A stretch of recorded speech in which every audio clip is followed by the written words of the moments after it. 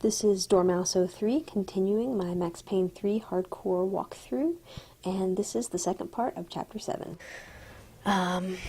So I cut just before this, and now I'm in this area where you're using this rifle to kind of try to pick off guys, and this can be a awkward little spot here because my controlling of the sniper rifle isn't isn't the greatest. But you have plenty of ammunition for it because there is an ammo crate over to your left, and so I'm trying to get some sneaky blind fire shots right now, and at some point I move over to the left and try to peek around the corner there, but it's not as effective as I'd like it to be. But it can work, and it does work pretty much for me, and I have a much better time when I stop trying to use this. It's not really a sniper rifle, it's just a rifle with a scope on it. It's an assault rifle with a scope on it, I believe. And I don't particularly care for it, so when I pick back up my my just regular assault rifle, I have a much better time with this area. And so the only other thing that you should know about this part right here is that whenever you turn the camera around to look at the door that's behind you, two guys will spawn, and they'll kind of open the door and then run back out. And you want to wait until you've cleaned up these guys out across the way before you turn the camera around to look there, because you want to go toward the door, peek around the door, blind fire out the door, or use sneak around the corner of the door and try to take them out really quickly. And you don't want these guys across from you to be shooting you while you do that. So other than that, just try to use cover, use blind fire when that's appropriate, and use bullet time as you are able, and continue to kill these guys. So I'm going to continue talking about my likes and dislikes about this game. And so I began to allude to in the last video my thoughts on some of the different game modes and how I like nearly all of them. The only one that kind of just rankles me a little bit is New York Minute mode.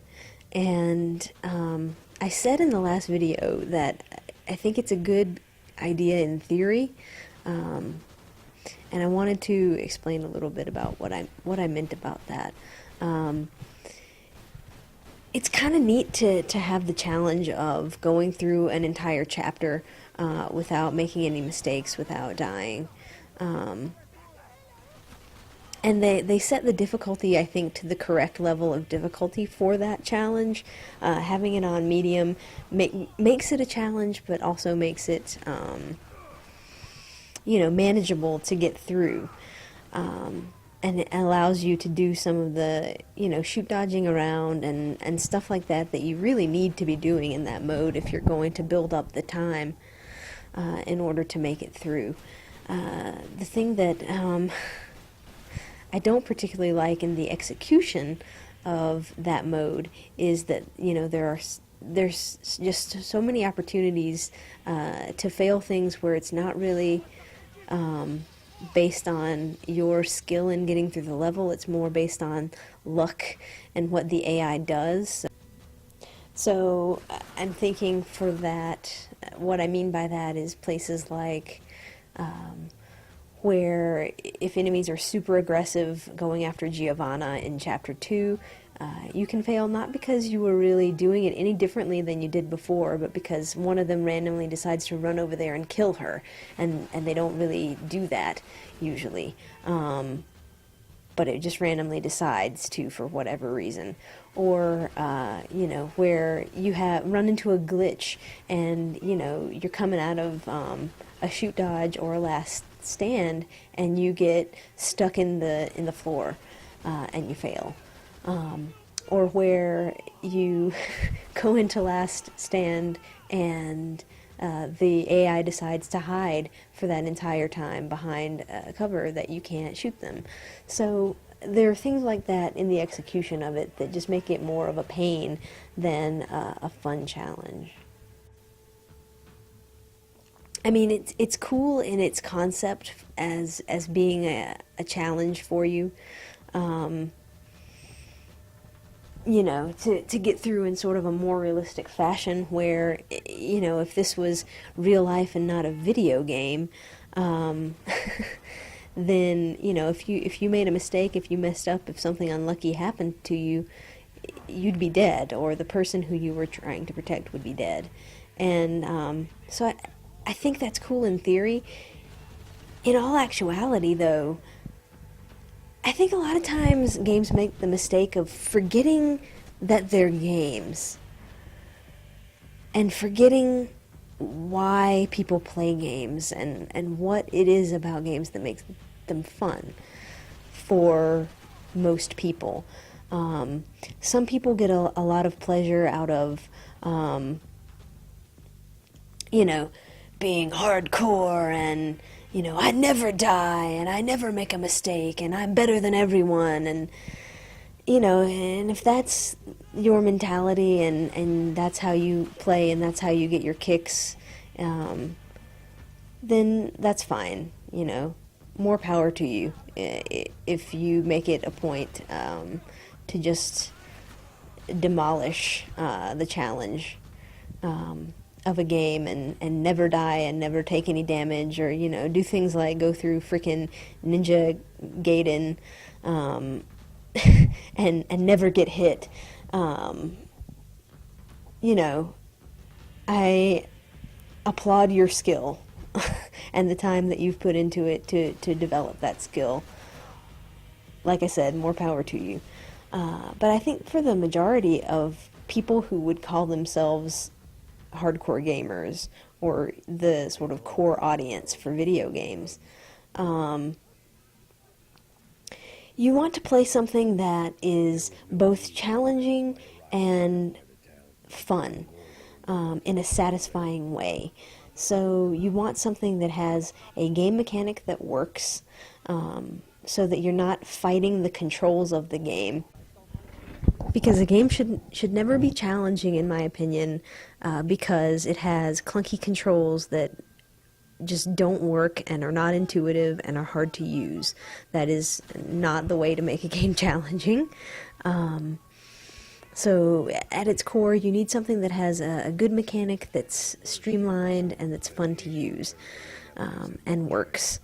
And and then the next part of it is you want to have something that is challenging and provides a sufficient reward system.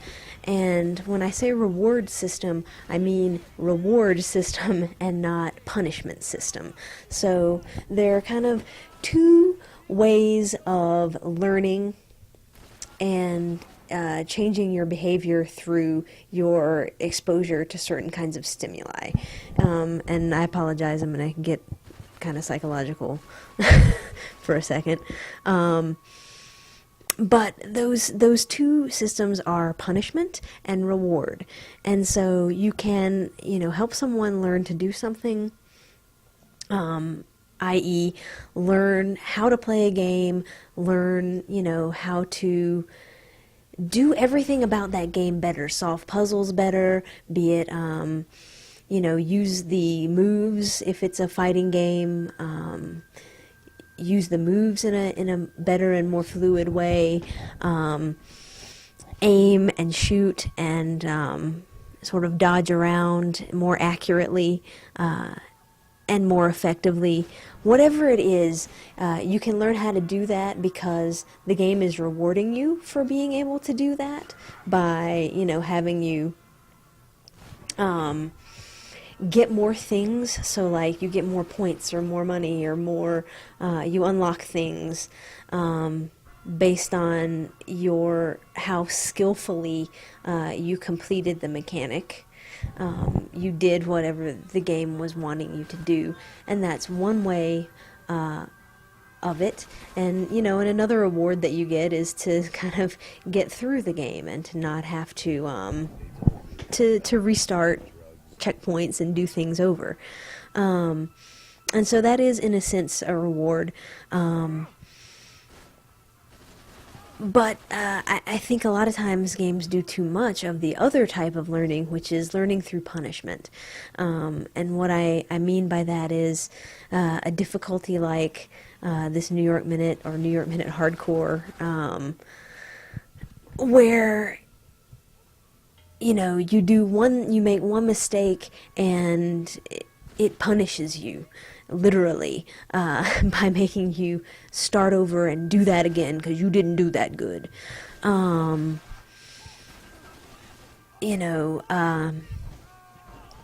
Punishing you by not having good checkpoints, so that if you make a mistake when you get through a level and you have to go back like 30 minutes ago because you didn't hit a checkpoint, and that can be a way of punishing the player into learning how to do the game the way that the developers wanted you to do it. And I much prefer the reward system versus the punishment system, because I think the reward system just makes it more fun and makes you want to play that game again. Because there are a lot of games that work on this punishment mechanic where you are so severely, there is such a negative consequence to doing anything wrong or making a mistake, or sometimes not even making a mistake but just getting unlucky, where you're going to play through that game once, if at all, on that difficulty setting, and then you are never going to touch that again, and you probably don't even want to play the game anymore, because it was just such a frustration to get through it at all on that mode. And I don't think that that's a good way to develop your game when you're actively frustrating people and making them not wanting to play that anymore. I mean, there are things that I have done, and and I have no desire to touch it again. And I think that that's a shame, because at its core, the game could have been a really good game. But after you get through that one part on that difficulty setting, you just never want to touch it anymore. And so I think that's a real detriment, and it's something that prevents people from enjoying someone's product, even when it might be at its core a good experience and have good gameplay mechanics or a good story or whatever it is that brings you to it in the first place. And if there were more things like, so I'm thinking of like in Resident Evil 5, if you went through that game at a certain in a certain amount of time, so if you got through the game in, I think it's under 4 or 5 hours, something like that, you got infinite ammo for your rocket launcher, and that really, it was kind of a challenge, but not too bad if you played it on a lower difficulty and maybe had a friend to go through it on co-op with you. And so you got through the game and presumably had a good time playing through it, and getting your time down on there, and then you were rewarded with this really cool thing that you then wanted to go back through and use. And so I don't know, I just think that's doing more things like that is going to ultimately bring people back to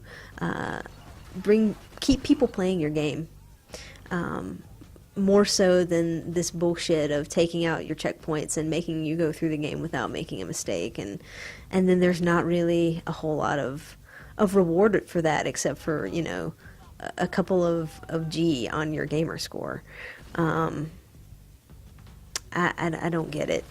So In any case, this is the spot where this chapter becomes a little bit tricky. So they throw those Molotovs at you, and you saw the splash damage on that thing because it hit in front of the block that I was hiding on, and it still set me on fire. And so you want to get away from those guys that are throwing those, and if you head up the stairs there to the left, you'll be able to take them out. They'll be straight in front of you once you get over to that spot, and kill them, and then kill the guy who's running for you. He got set on fire for me, which was fortunate for me and unfortunate for him.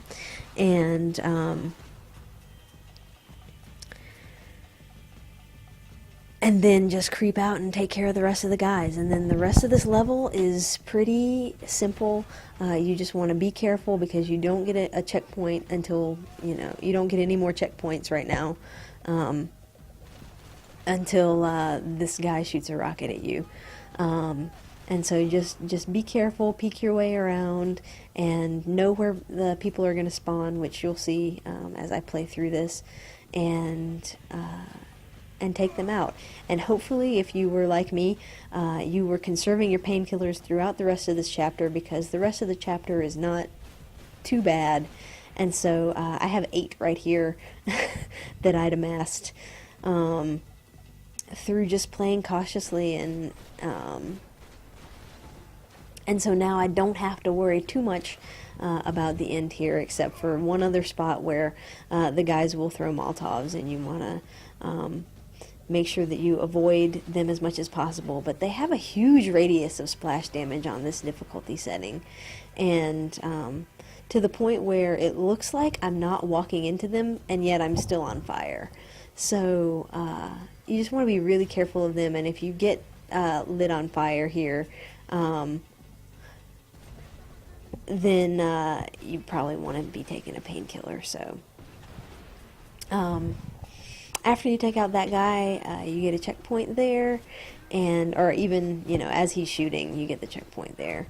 And then you just clean up the rest of these dudes and try not to do what I do, which is get put on my back right here, and then when I get up out of this position, I sort of fall downstairs, and that's not the greatest spot, but I had managed my painkillers well enough to be able to do this without too much issue. So if you play similarly, then you will have a similar level of non-challenge when you get here, and that's always a good thing. It's that reward for playing intelligently. And so I could go on probably for a long time talking about that, and talking about the aversive learning system versus the reward system of learning, and how I prefer the latter.